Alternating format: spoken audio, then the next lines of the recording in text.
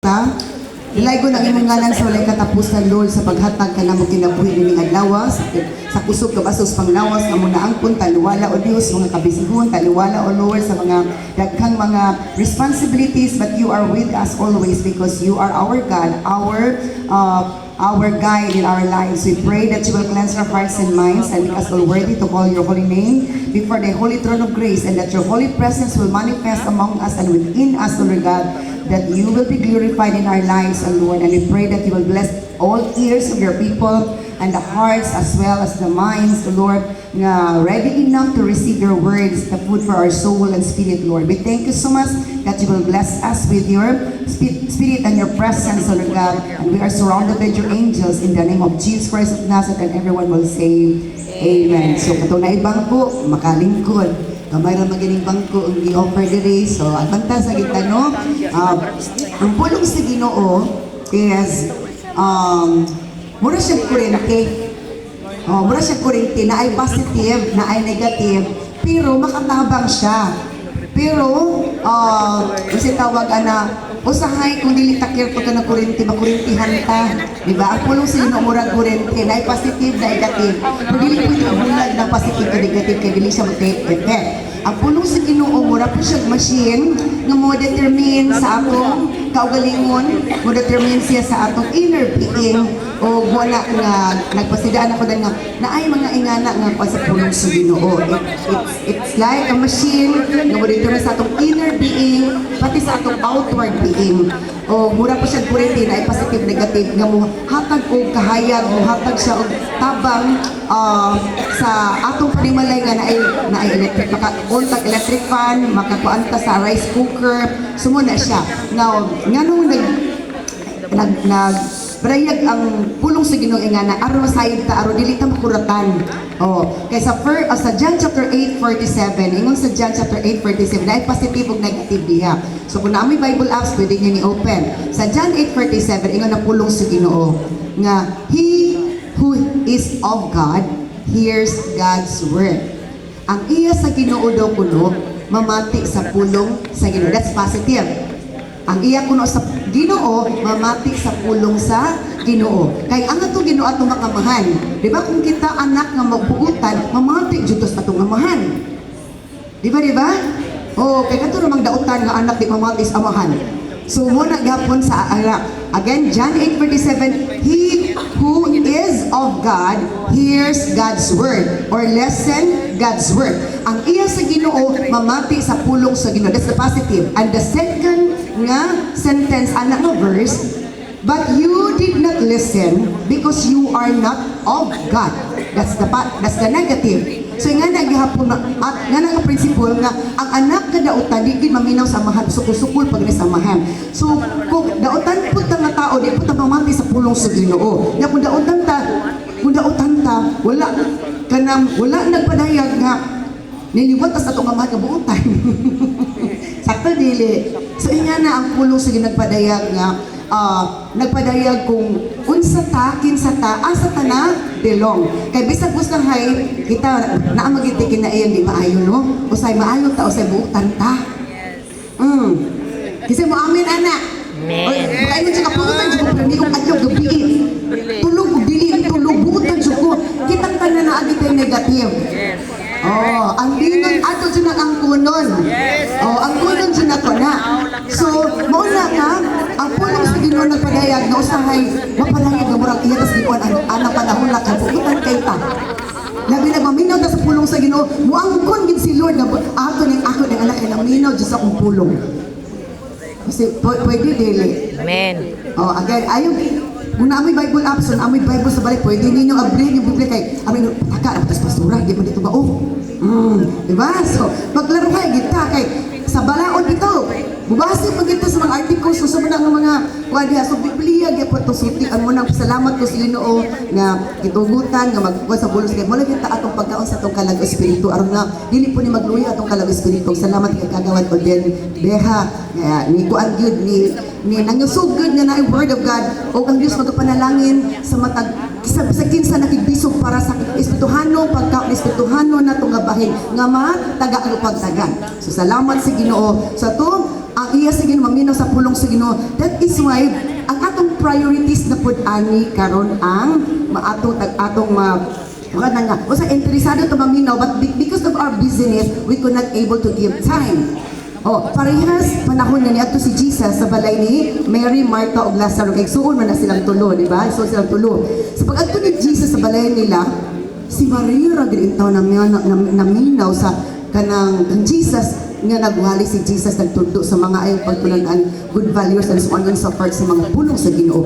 Si Martha na bisig luto sa kusina kay pagkaon ni Jesus ilang bisita. Unya sa kabisi kay daghan siguro to giluto si Martha. Ngadugay sa nakahuman ay siya nga, Jesus, pwede nga. Na si Maria nga. Ayaw na sa sige paminaw diya kay tabang sa kusina. Agoy na ingon man si Jesus, Martha, Martha, nabisi ka sa mga butang. Wala ba ka kabalo that Mary choose the right thing or the best thing that cannot be taken from her. Maayo mo itong purpose, katuyuan ni Martha nga magluto kay para ipakaon ni Jesus. Pero ang gusto ni Jesus, makakaon yung kalagong espiritu. Diba? Makakaon yung kalagong espiritu.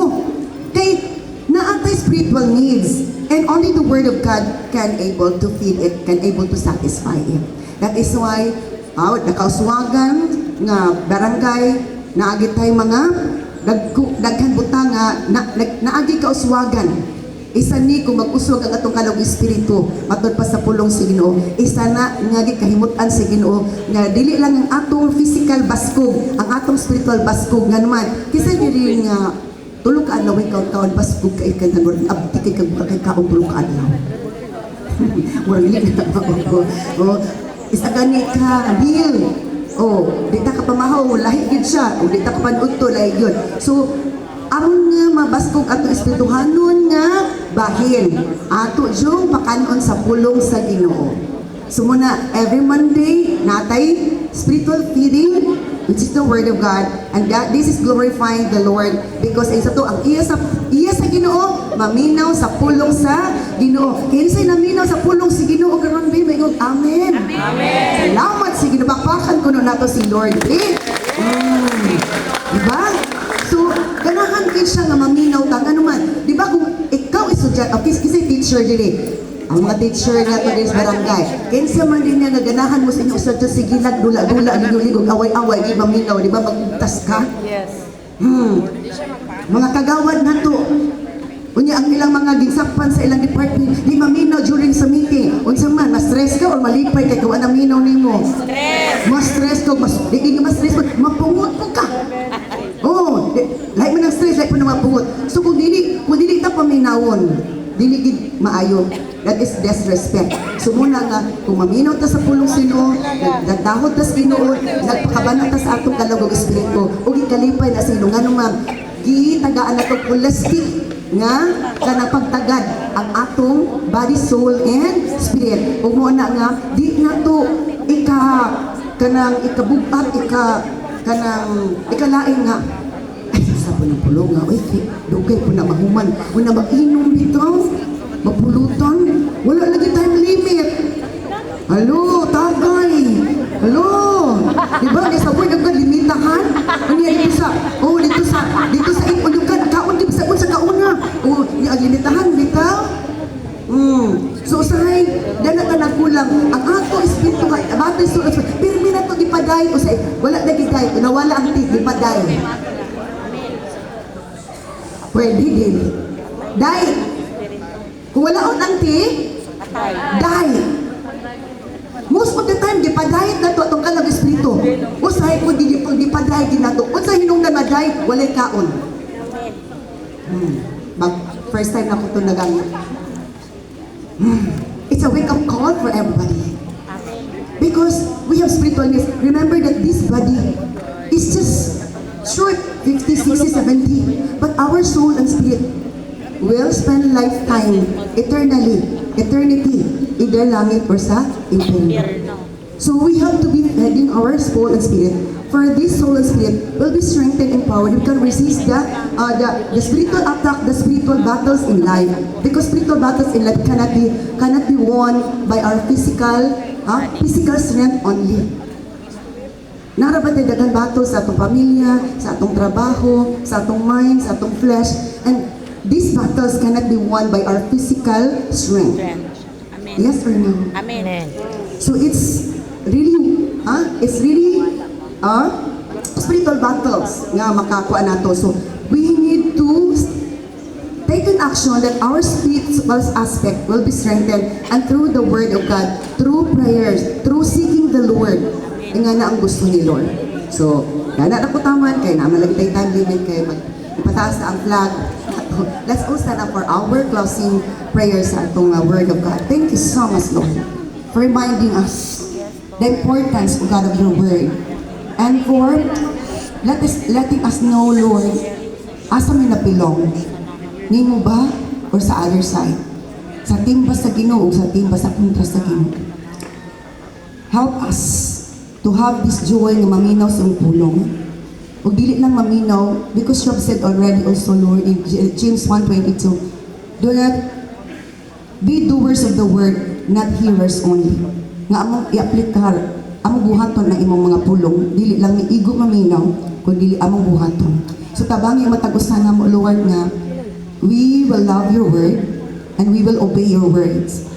Bless our barangay with your holy presence. Bless with peace, joy, justice, and blessing, O Lord God, every day, that everyone can have the daily needs be supplied. Every family can have peace. Every department is peaceful enough and joyful enough, working together, Lord.